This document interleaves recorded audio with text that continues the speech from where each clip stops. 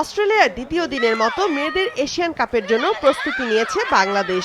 মাঠের পাশাপাশি নিয়মিত জিম সেশনও উপস্থিত হচ্ছেন খেলোয়াড়রা।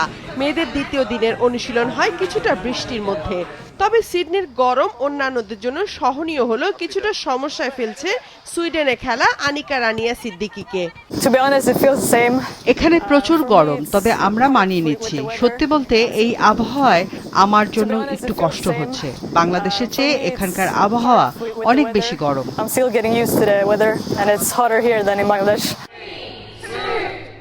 12 দলের অংশগ্রহণে এফসি এশিয়ান কাপ আয়োজনে পুরোপুরি প্রস্তুত অস্ট্রেলিয়া সিডনি। সাজ অবস্থা দুই ভেন্যু অস্ট্রেলিয়া স্টেডিয়াম ও ওয়েস্টার্ন সিডনি স্টেডিয়ামে। প্রচারের অংশ হিসেবে নানা আয়োজনও করেছে আয়োজকরা। প্যারামাটা নদীর পাড়ে লাইট সহ বিশাল আকৃতির একটি ভাসমান ফুটবল বসানো হয়েছে, যা টুর্নামেন্টে গ্রুপ পর্বের খেলা শেষ হওয়ার পরের দিন অর্থাৎ 11 মার্চ পর্যন্ত আলোকিত থাকবে।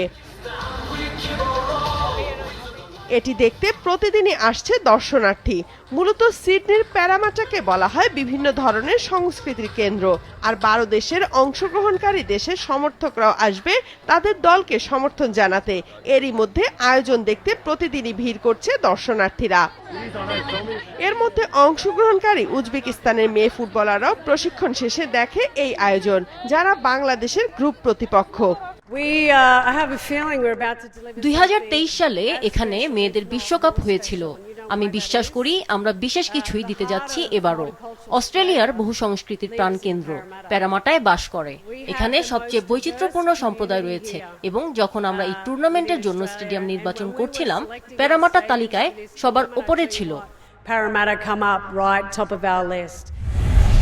পহেলা মার্চ থেকে 21শে মার্চ পর্যন্ত হতে যাওয়া এবারে মেয়েদের এশিয়ান কাপ হবে সিডনি, পার্থ এবং গোল্ড কোস্টে।